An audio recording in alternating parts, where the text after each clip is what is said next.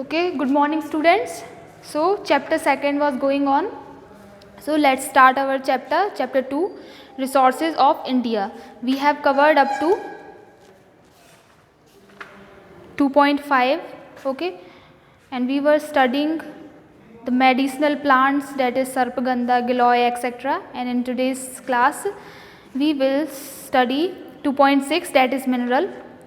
And first of all what is horticulture development programme. Horticulture development programme में क्या था, जो हॉर्टिकल्चर क्रॉप्स होते हैं उनका प्रोडक्शन हमें इंडिया में इंक्रीज़ करना था, ठीक है. और वो कैसे इंक्रीज़ होगा, इसमें कुछ प्रोविजंस दिए हुए हैं कि सबसे पहले क्या है, to establish a graft bank to increase the production of quality plants and fulfil its demand. ऐसे हॉर्टिकल्चर प्लांट्स जैसे फ्रूट्स हुए, अब फ्रूट्स में भी कुछ स्पेशल टाइप के फ्रूट्स होते हैं जैसे एप्पल हुए, जिनकी फॉरेन में भी काफ़ी ज़्यादा डिमांड होती है. तो ऐसे फ्रूट्स का ज़्यादा कल्टीवेशन करने के लिए हमने क्या करा, ग्राफ्ट बैंक, मतलब ऐसी बैंक जो आपको लोन प्रोवाइड कर दें ऐसी कल्टीवेशन करने के लिए. Okay. Second is to increase the production and productivity of horticulture crops. हमें हॉर्टिकल्चर क्रॉप्स की क्या करना है, प्रोडक्शन को और प्रोडक्टिविटी को इंक्रीज करना है, ठीक है. Third, for testing soil and leaves facilities of laboratory, nurseries, poly house and green house has to be increased.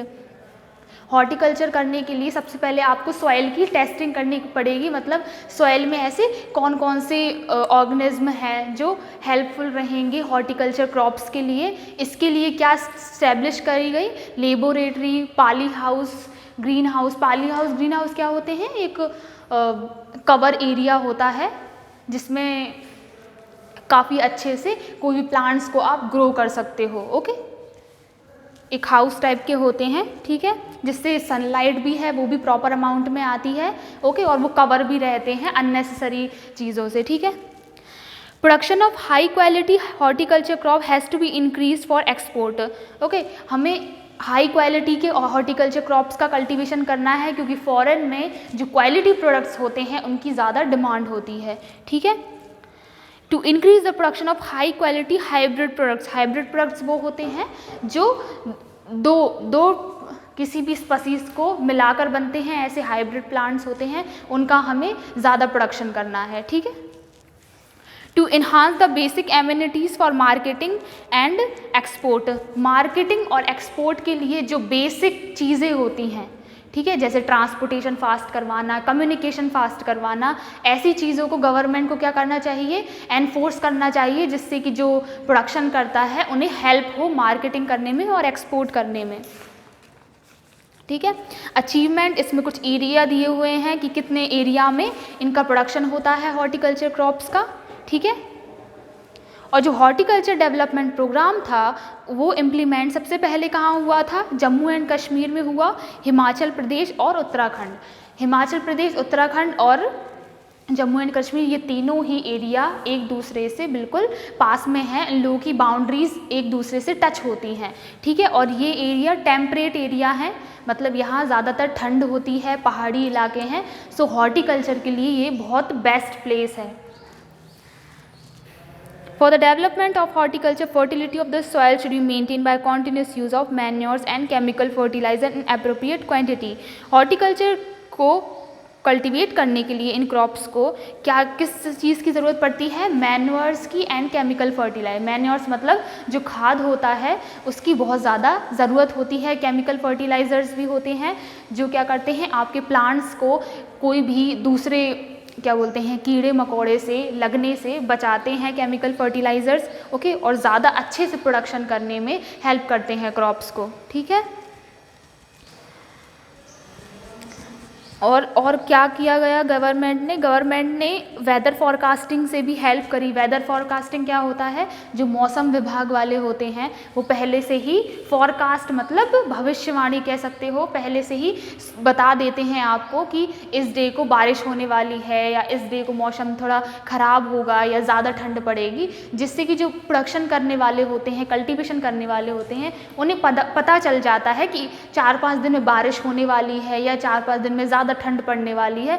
सो इससे भी फार्मर्स को काफ़ी ज़्यादा हेल्प मिली हॉर्टिकल्चर क्रॉप्स के लिए, ठीक है. लोन्स काफ़ी प्रोवाइड किए गए जिन्हें जो गरीब हैं वो लोन के द्वारा जल्दी से प्रोडक्शन कर सके, जिनके पास मनी की डेफिशिएंसी है। ठीक है।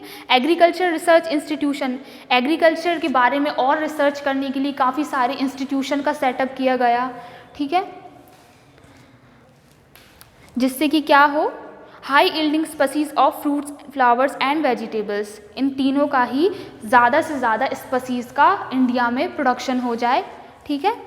In this way progress in the field of horticulture is possible in the country.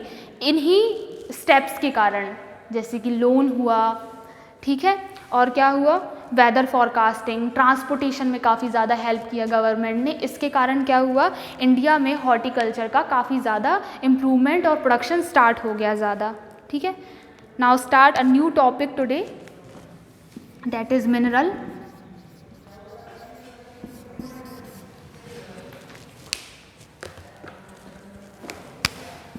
आज हम पढ़ेंगे मिनरल्स के बारे में। ठीक है। मिनरल्स क्या होते हैं? मिनरल्स वो होते हैं जो आप अर्थ के अंदर से डिग करके, डिग मतलब खोद कर निकालते हो आप आपके यूज़ के लिए। ठीक है, वो मिनरल्स होते हैं। जैसे कि आप बुक की लैंग्वेज में पढ़ें तो क्या होगा, substance which are extracted by digging the earth surface. Earth की सरफेस को जब आप खोदते हो, उसके अंदर से जो सब्सटेंस निकलता है उसे क्या बोलते हैं, मिनरल सब्सटेंस बोलते हैं। ठीक है। और मिनरल्स ज़रूरी नहीं है अंदर ही मिले, आपको डीप अर्थ के अंदर मिल सकते हैं, आपको अर्थ के ऊपर भी मिल सकते हैं। ठीक है। So sometime they are found near the earth surface due to soil erosion and nature has deposit very deep in the earth. Most minerals are found in the old rocks. कुछ मिनरल्स हमें old rocks में भी मिलते हैं। जब आपने पढ़ा होगा, जो वॉल्केनो होता है, जब वॉल्केनो फटता है ज्वालामुखी, तो अंदर से जो लावा निकलता है उसके साथ भी बहुत सारे मिनरल्स निकल आते हैं। सो वो क्या होते हैं, अर्थ के ऊपर डिपॉजिट हो जाते हैं रॉक्स की तरह। सो रॉक्स में हमें मिल जाता है मिनरल। ठीक है। और कुछ मिनरल्स डीप इनसाइड होते हैं अर्थ में, वैसे मिल जाते हैं। और कुछ क्या होता है, रिवर के द्वारा, रिवर में जो एल्यूवियम डिपॉजिट होता है उसमें भी कुछ मिनरल्स होते हैं जो जब वाटर फ्लो करता है तो वो अपने साइड में डिपॉजिट कर देते हैं। तो इस तरीके से भी हमें मिनरल मिल जाता है। मिनरल बहुत इंपॉर्टेंट होते हैं इंडस्ट्री डेवलपमेंट के लिए। मिनरल्स जैसे आयरन हुआ, कॉपर, बॉक्साइट, ये बहुत ज़्यादा हेल्पफुल हैं इंडस्ट्रियल डेवलपमेंट में। क्योंकि अगर आप किसी भी चीज़ की बात करें, मशीन्स की बात करो आप, या किसी भी इक्विपमेंट्स की बात करो, वो मिनरल्स से ही बनते हैं, मेटल्स से ही बनते हैं। ठीक है। मिनरल्स 2 टाइप्स के होते हैं। 2 टाइप्स के मिनरल होते हैं। एक होते हैं metallic minerals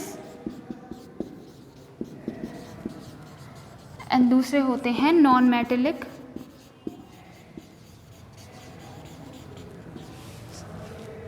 minerals. Metallic minerals कौन से होते हैं? ऐसे मिनरल्स जो आपको मेटल प्रोवाइड करते हैं। ओके। और ऐसे मिनरल्स जो आपको मेटल प्रोवाइड नहीं करते। अब मेटल मिनरल्स में कौन कौन से आते हैं, देखो, ये होते हैं gold, silver, copper, lead, tin, zinc, ये होते हैं मेटेलिक मिनरल्स होते हैं।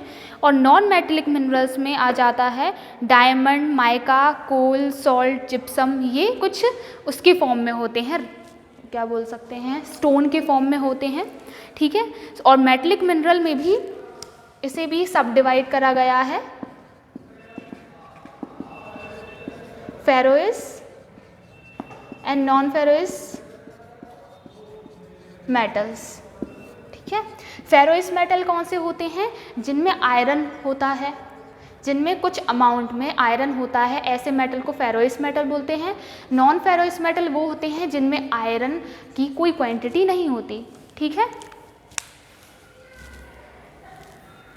फेरोइस आप उससे भी ले सकते हैं कि आयरन का जो साइंटिफिक नेम है Fe से डिनोट किया जाता है उसे, उससे भी आप याद रख सकते हो कि फेरोइस मेटल के कौन से होते हैं जिसमें आयरन की कुछ क्वांटिटी होती है मेटल में। ठीक है।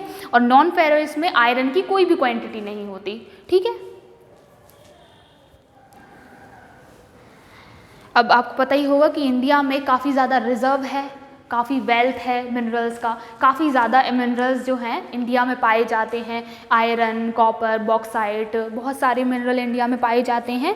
इंडिया में जो 40% मिनरल जो है कहाँ से पाया जाता है, इंडिया में ही, पूरे वर्ल्ड का 40% मिनरल इंडिया में पाया जाता है, ठीक है। और जो छोटा नागपुर प्लेट्यू है, छोटा नागपुर प्लेट्यू आप झारखंड में इस्टेब्लिश है अभी, वो एक ऐसा रीजन है जो पूरे इंडिया में सबसे ज़्यादा मिनरल प्रोवाइड करता है। अगर आपसे कोई पूछता है कि ऐसा कौन सा एरिया है इंडिया में जो सबसे ज़्यादा मिनरल प्रोवाइड करता है, तो वो है झारखंड का छोटा नागपुर प्लेट्यू। छोटा नागपुर पठार जो है वहाँ पर आपको इंडिया के सबसे ज़्यादा मिनरल पाए जाएंगे। वहाँ पर आपको आयरन भी मिलेगा, बॉक्साइट भी मिलेगा, कॉपर भी, माइका, सारे टाइप के मिनरल्स आपको छोटा नागपुर प्लेट्यू में मिलेंगे। India is independent in some minerals and some minerals are exported after fulfilling our requirement. Okay, Bihar Jharkhand contribute 37%, ठीक है। बिहार और झारखंड क्या करते हैं, पूरे इंडिया का 37% जो मिनरल है वो वहीं से प्रोड्यूस होता है। उसके बाद आता है वेस्ट बंगाल जिसमें 22% वो प्रोड्यूस करता है मिनरल्स को, and then Madhya Pradesh and Chhattisgarh आते हैं, ठीक है। लेकिन आपको सबसे पहले याद रखना है झारखंड का नाम, क्योंकि झारखंड में छोटा नागपुर प्लेट्यू है जो कि सबसे ज़्यादा लार्ज अमाउंट में मिनरल्स प्रोड्यूस करता है, ठीक है। अब मिनरल में हम सबसे पहला मिनरल पढ़ेंगे आयरन ओर।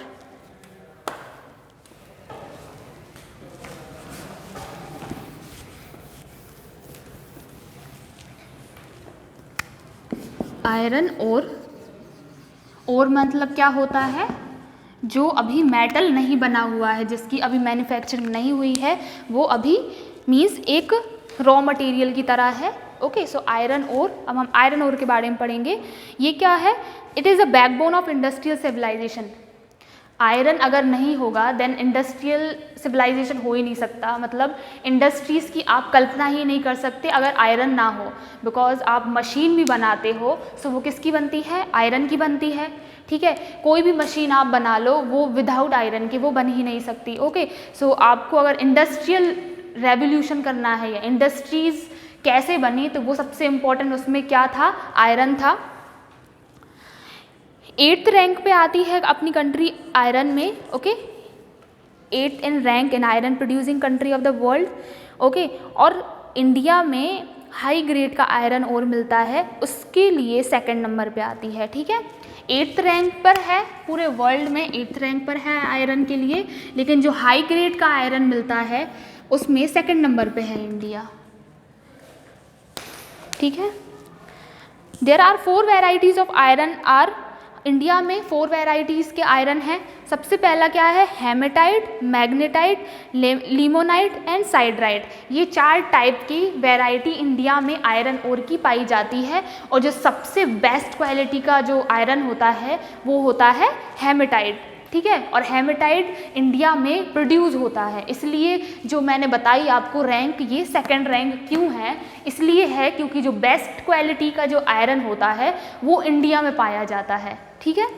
सो हेमेटाइट कैसा होता है, ये रेड और ब्राउन कलर का होता है, और इसमें 60 से 70% आयरन होता है, और सबसे बेस्ट क्वालिटी का आयरन होता है जो कि इंडिया में प्रोड्यूस होता है, and it is found in aqueous rocks. Aqueous rocks कौन से होते हैं, जो जिनमें वाटर की कुछ क्वांटिटी होती है, ऐसे रॉक्स को क्या बोलते हैं, एक्विस रॉक।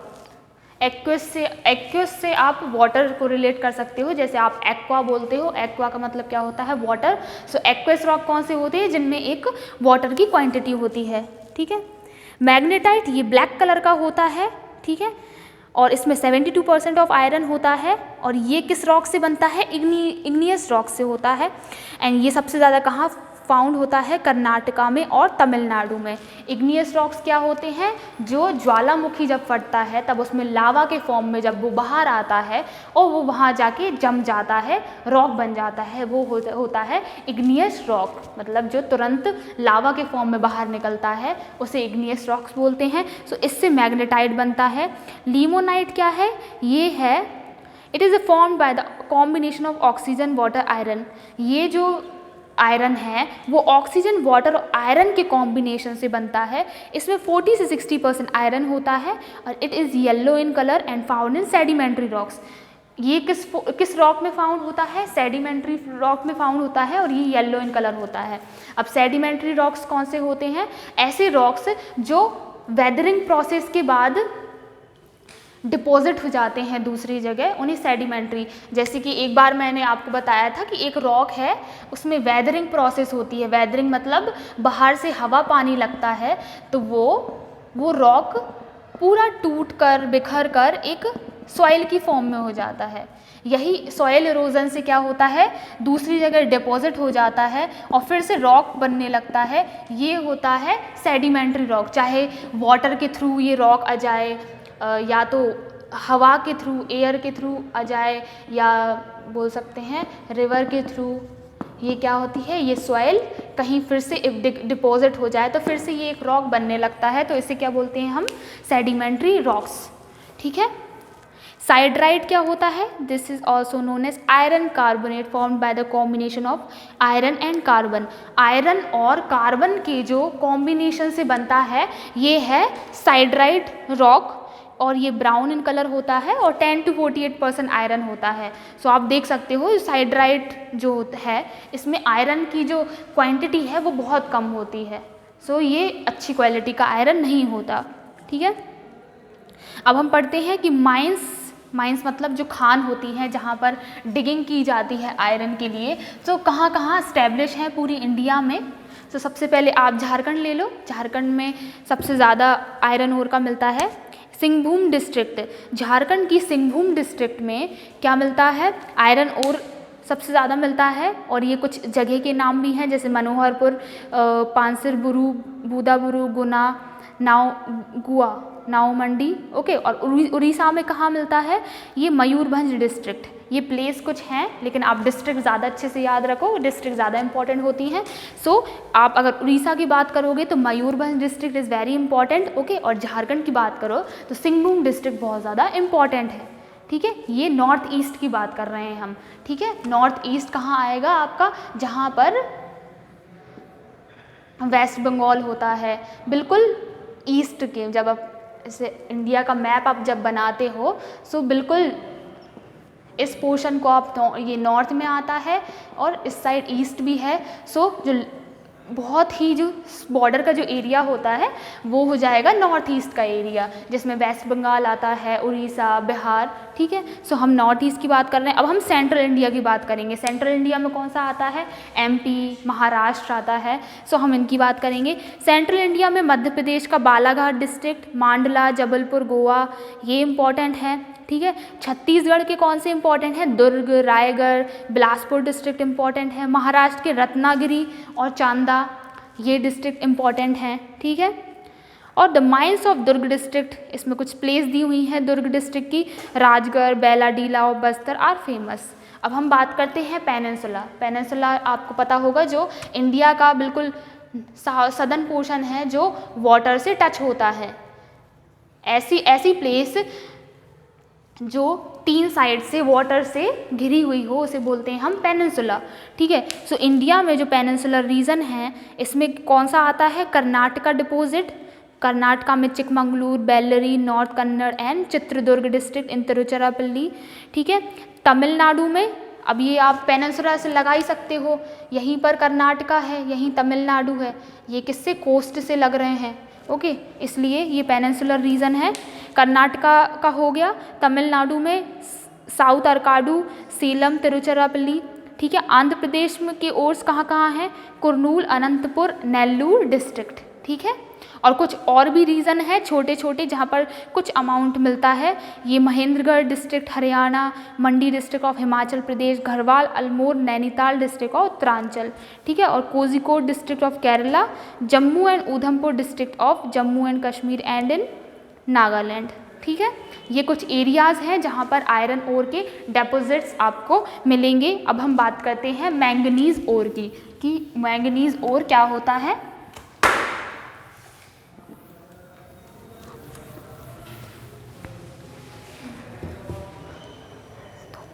मैंगनीज ओर पढ़ते हैं हम। मैंगनीज ओर, ठीक है। मैंगनीज ओर क्या होता है, इसकी काफ़ी ज़्यादा यूजेस हैं। इसे जैक ऑफ ट्रेड होता है। जैक ऑफ ट्रेड एक कोट है। जैक ऑफ ट्रेड का मतलब क्या होता है, ऐसी चीज़ जो उसमें बहुत सारी क्वालिटीज़ हो।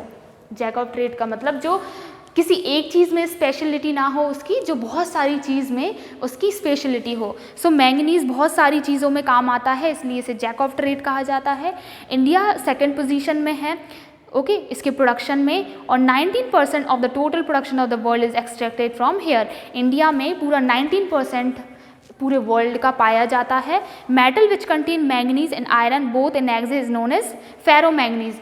ऐसा मेटल जिसमें मैंगनीज और आयरन दोनों का कॉम्बिनेशन होकर क्वांटिटी बहुत ज़्यादा हो जाए, उसे क्या बोलते हैं, फेरोमैंगनीज एलॉय, ठीक है। एलॉय यानी क्या होता है, दो मेटल को जब हम मिक्स करते हैं सो जो भी मेटल बनता है उसे एलॉय बोलते हैं, ठीक है। सो मैंगनीज